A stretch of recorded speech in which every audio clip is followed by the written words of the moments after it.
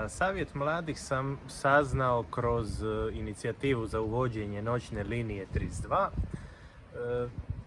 Prijavili smo se na natječaj prošlog saziva Savjeta mladih sa idejom da se ponovno vrati linija 32 sa noćnim polascima iz Rijeke i Opatije. To je bila jedna skupina nas srednjoškolaca iz Opatijske gimnazije i puno smo surađivali sa prošlim predsjednikom Ivanom Cerovcem koji nas je dosta uputio u taj svijet Savjeta mladih. Mene je to zainteresiralo i budući da je njihov mandat bio pri kraju, na sljedećem javnom pozivu sam se prijavio i bio izabran u Savjet mladih grada Opatije.